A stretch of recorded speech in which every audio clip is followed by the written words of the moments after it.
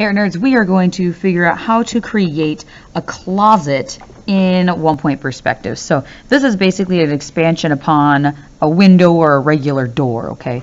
So the first thing we need to figure out is how tall our closet's going to be. I made a mark right here estimating about how tall I'd want a door if it was on this back wall. And all I do is I use an orthogonal to create that same matching height across this wall. So if this was, say, I don't know, 7 feet here to here, it would also be 7 feet here to here. Okay, so that's how perspective works. It gets bigger as it gets closer. And then the next thing I want to do is I want to create the start and stop for my doors. Okay, so I'm just going to start with right here, get a nice vertical line. And I'm going to do the same thing over here. So these are the two edges of my door. Nice. Now keep in mind how wide you want your closet. So this is supposed to be a little bit wider based on my reference that I do have. So I want to make sure it's a little bit wider than I would do a normal door. Okay. Now there's a couple things that I want to walk through about how we add for a closet. So just like a door, it is going to have that little wood border going around the outside edge. Secondly, we're going to create some depth within the space and talk really briefly about getting like shelving and that kind of stuff in there, clothing, that kind of stuff. And then thirdly, figuring out these doors, okay? And that's going to be the tricky part. So I'm going to start with creating that border around my closet itself. And I usually like to start with a nice vertical edge. And what I'm going to do to help create the illusion that these are, the same size all the way around, okay, is I want to start by creating an orthogonal that makes a line in this corner about as thick as it is going on the vertical side as it does the orthogonal side. So I just line up my triangle and try to match that thickness up there. There you go. Do you see how they're pretty close to matching? Okay, pretty close. And then I'm going to create a line going down. I'm going to make a mark where it's about just as thick so I can line them up better down here. And creating a nice vertical line on the opposite side. Notice how this border space is bigger than this border space, and that means we did our perspective just right because things get smaller as they get further away. So that's the first bit. Doorway, door frame. Now let's get some depth in there. And what you're going to do is you are basically going to be creating a horizontal line from the inside corner of your door on the bottom. All right. And then you are going to make a mark wherever you want it to stop. Like I marked it, I only went this far because that's about as deep as I want my closet to go. Okay, it's not going to be a very deep closet. Okay, and so I'm going to use an orthogonal to create that back wall, the base of the back wall in my closet. Okay, and then a vertical line to create the rest of that corner. And this will go all the way up to the top. Okay, because in this closet I'm assuming that I still have this space up here to do some storage and stuff. Okay, if you did not, you would create a horizontal line here and then an orthogonal to be the top of your closet there. But I don't want that in mine. I want more space. All right, so the next thing I wanted to show you really quick is doing some basic storage. I'm just going to block out a huge chunk for the top and the bottom, okay? Because depending on what kind of shelves and that kind of stuff, it really just depends on what you have in there. So whenever you do like a shelving unit, okay, I'm just going to freehand sketch this to speed up time a little bit, is you're going to start with however deep that shelf is and however thick that shelf is, okay?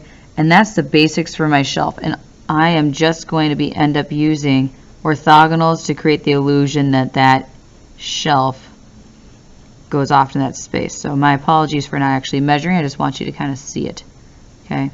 And then you'd erase the extra. So you're going to end up seeing underneath it, because see how this is above the vanishing point? You would see under your shelf itself. And if you have like a box or something, add some vertical lines, storage, boom. Okay. Depending on where your shelves are, if I had a lower shelf, it might look different. And the actual rod that holds your clothing, rods are nice and tubular. They're cylindrical, like a pencil. So what I'm going to do is I'm just going to pick a point relatively high up in my closet, so then I have room for other things. And you want to make sure you have a nice circle here, okay? And then you're going to be using an orthogonal to go from the vanishing point to create the top and bottom of that rod in the closet, okay? And the reason I started with a circle there is because I wanted to have that nice curve at the other end. Okay, so I won't see the circle, but I will see this nice curve at the end of my rod for my clothes and stuff like that. So there's right there. And then I'd end up going back and like adding my hangers and things like that in there, getting that around, boom. Okay, so use a bunch of reference images to help you with that kind of stuff. Especially finding an image at the similar angle as what you're going to draw it. Okay, and then if you want something underneath, it's just like building your normal, cube type object. So I'm just going to quick freehand this, okay, in here. But to get some sort of boxes or shelving things, just using horizontal, vertical, and those orthogonal lines to break it up. Okay, basic stuff in there. Always ask questions if you want some help with some more detail type things.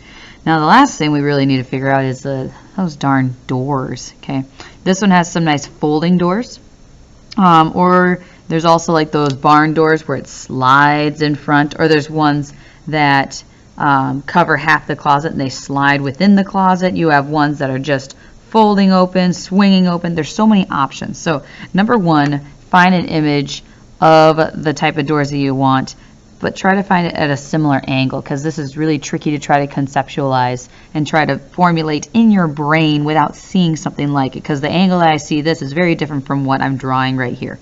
Okay, so sometimes if you're not partial to the doors, if you're just like, it's okay, you can change how the doors are in here.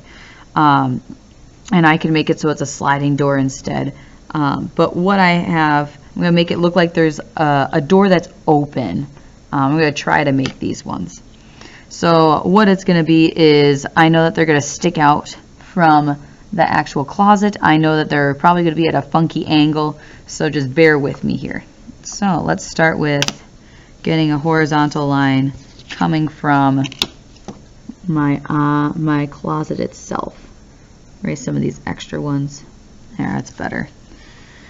So we have my nice horizontal line. Have it a little bit on the inside, assuming that the door takes up a little bit of space. And then I'm doing it again on the top. Okay.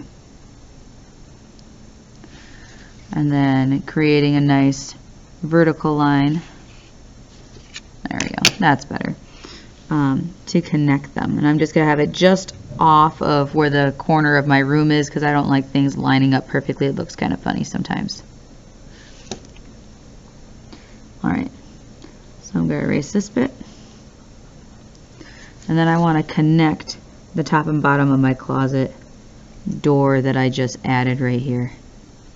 Now the big question is going to be like, how is it going to look like it's a folding door? Well, I'm still figuring that out as I'm demonstrating to you right now, so just let the brain wheels keep turning, okay?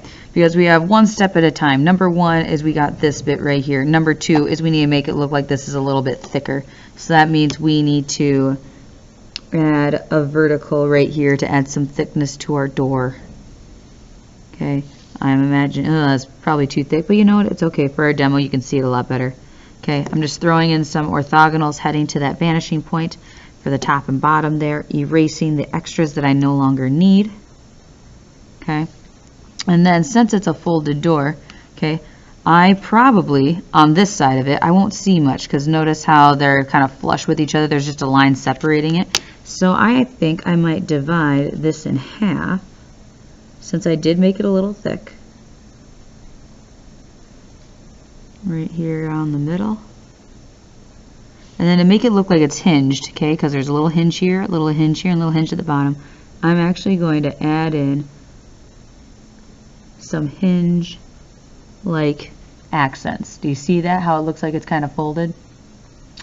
Now I have options here. Number one is I can imagine that this door, if I folded it, it would cover the entire door and then I'd be just fine. And based on how wide I made this, it probably could cover my entire closet, okay? Or if I wanted to have this second side, I would do the exact same thing, except for it would be blocking part of the stuff on the inside. So if what is inside is really important, okay, I would just try to have it so it looks like this door is big enough to cover it if it was divided in half, okay? And it'd be the same thing if you do on the opposite side. It's better to have it on this side so you can actually see what's inside the closet, because that's where it's more interesting. So let's take a look and see what it looks like if we had the other two in there. There we are. We got more closets now. So this is how I was talking about how if you have it on this side, you want to have your door back here. And then this side, you know, I guess I could have had like one little door on each side, just kept it so it's the sliding door. Details and stuff is definitely just find reference images and they help you the best, okay? I don't need to draw, you know, my clothes in 1 point perspective, but I want to have like them at the right angle. Like I should be able to see the front side or the back side, or this I just see the edge of the clothing. So keep that in mind whenever you're working with adding details. But there you are, closets in 1 point perspective.